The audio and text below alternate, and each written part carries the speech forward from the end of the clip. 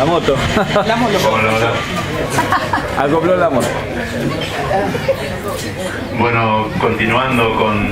los conceptos de Adrián, que obviamente comparto y tenemos ahí un pensamiento en común. Sumo a eso que en lo que hemos podido conocer y estudiar y aprender de trabajar en derechos humanos, la discriminación de la que habló Adrián siempre es el antecedente de la tortura. Toda persona que es torturada antes fue discriminada. Es el paso previo a la negación de la condición humana. La discriminación comienza, es el paso inicial de la negación de la condición humana, y eso termina siempre en la vulneración de todo lo más profundo que hay en cada persona. Y pensando también en la propuesta de Ana de qué estrategias podemos tener ante temas que nos preocupan, me surge la reflexión de que una actitud que desde quienes no vivimos en estos barrios o que no estamos expuestos directamente, no porque no cometamos conductas que sean reprochables, sino simplemente porque andamos vestidos de otro modo y tenemos trabajos en otros lugares, y eso ya nos saca de las miras policiales o de la arena policial. Una condición necesaria es venir a aprender, tomar el contacto con quien padece eso como un aprendizaje que nosotros luego tenemos que tratar de, con las posibilidades que hemos tenido de estudiar y de acceder a tomar decisiones en algún ámbito, poder tomarlo en cuenta y aliarnos a quien ha sufrido. Los logros que ha tenido Argentina en materia de derechos humanos en los últimos 40 años han sido fabulosos, son una lección mundial. Y eso ha sido posible, más allá de que luego muchos sectores se han sumado, además ha sido posible con algunos actores muy comprometidos. Adolfo obviamente es uno de los símbolos máximos de ese compromiso a todo, de entrega total hacia una causa. Ha habido muchísimos otros y otras, obviamente las madres, las abuelas, y lo han hecho en alianza con algunos funcionarios que desde dentro del sistema judicial conocían y aprendieron cómo hacer para que los derechos humanos no sean simplemente una crítica, sino que sean una realidad. Y creo que en temas de violencia policial tenemos que hacer lo mismo, tenemos que aprender de quienes lo padecen, acercarnos a ellos y trazar una alianza entre las organizaciones sociales y algunos actores judiciales que estamos dispuestos a seguir trabajando en eso. Y eso no nos asegura tampoco el éxito, pero sí ha sido la fórmula que ha logrado erosionar al cabo de las décadas una impunidad que parecía inquebrantable y que finalmente se dio, y hoy tenemos miles de represores juzgados y miles de represores que con más dificultad, pero que vamos a seguir juzgando y condenando. Va a ser más difícil, nos va a llevar más esfuerzo. Los que no estaban del todo convencidos y caminaban en el mismo sentido, ahora se quieren volver, quieren hacer retranca, como se dice en el campo. Vamos a seguir empujando para que eso siga siendo en el mismo sentido. Y respecto de el título del encuentro, a mí me sigue gustando cuando hablamos de derechos humanos. Me parece que la definición sigue siendo potente, sigue siendo filosa, sigue implicando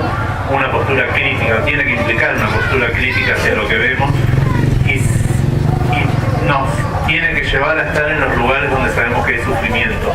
y donde el sufrimiento es causado principalmente por instituciones estatales, que es lo que sabemos que ha causado más muertes a lo largo de la historia. Si uno, y también lo dice Zaffaroni, si uno suma la cantidad de muertes que ha habido por lo que se llama la delincuencia y lo compara con las muertes que han causado los estados, el número de muertes que ha causado el Estado es inmensamente mayor. Entonces allí está el riesgo para los sectores discriminados en la violencia estatal. Y derechos humanos siempre tiene que ser sinónimo de crítica a esas situaciones y también de dignidad humana. Hoy obviamente tenemos una preocupación muy grande sobre lo que pasa con la violencia policial, con lo que pasa en las cárceles, en los institutos de menores, en los psiquiátricos. Adolfo camina habitualmente esos espacios. Y nos preocupa también porque la exclusión económica, la exclusión social, arroja más víctimas al sistema penal. Hoy como muestra de lo que nos alerta, conocemos que hay programas que eran de inclusión social que han pasado a llamarse de inclusión financiera.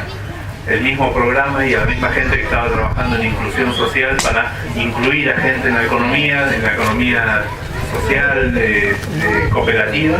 Esos programas han pasado a llamarse de inclusión financiera y pretenden incluir a las personas que menos tienen dentro de las financieras, dentro de los bancos que queden al alcance también de esa depredación. Y como desde derechos humanos siempre tenemos que estar mirando dónde está la alerta más grave. Insisto que las formas de penalización, la forma de castigo estatal, allí es donde está el mayor riesgo. ¿A quién y a cómo se castiga y por qué?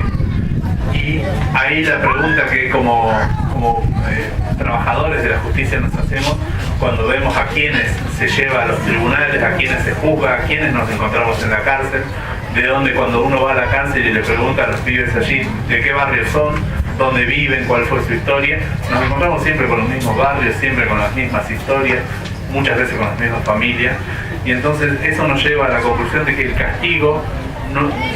hay un castigo que es no tanto consecuencia de que haya leyes y que haya sanciones.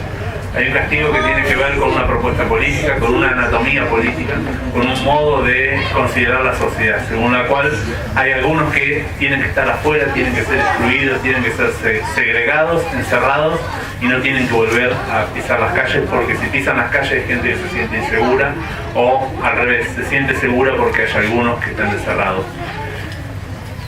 De esta experiencia que recién mencionaba Adrián de la Procuraduría de Violencia Institucional con casos policiales y con casos en cárceles, es necesario, creo, ser claro en el lenguaje y aunque suene muy fuerte, es descriptivo lo que voy a decir, lo que hemos observado quienes hemos trabajado en esos y seguimos trabajándolo en esos casos, es que a muchos jóvenes, según el lugar donde nazcan, más allá de que haga o no haga algo, por el solo aspecto lo que le espera, y es lo intolerable para quienes trabajamos en derechos humanos, lo que le espera es el mismo ciclo que la basura. Van a ser arrojados a la calle por la economía, sus padres no van a poder pagar alquileres, no van a poder tener una vivienda, no van a tener acceso a tierras. Si la tienen en algún lado, en algún campito, y el campo es pretendido por la soja, por alguna producción, van a ser expulsados de allí y en la calle quedan a merced de ser recolectados. Del mismo modo que es recolectado el residuo, es recolectado el pibe joven que está en la calle, ya al alcance del Paco, de esas problemáticas que tienen otra raíz. Una vez que son levantados, igual que cualquier bolsa, son clasificados en una alcaldía, en tribunales, en un SEAMSE, y allí llevados al aislamiento, al lugar donde no contaminan al resto de la sociedad, y muchas veces, y esto es gráfico, muchas veces quemados. Mueren muchos pibes quemados, y si no son quemados literalmente, salen quemados por la violencia carceraria, salen quemados de la cabeza en el sentido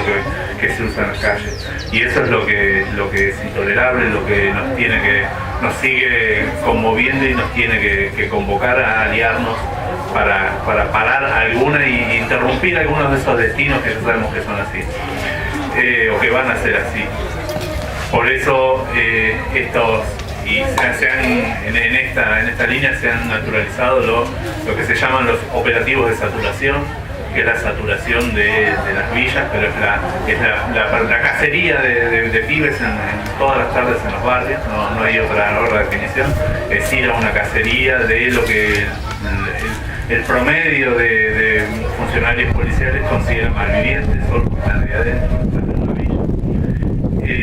Y la solución a eso, y ahí pensando a ver qué estrategias nos pueden llegar a dar algún resultado, la solución no tenemos que esperarla ni de más policías,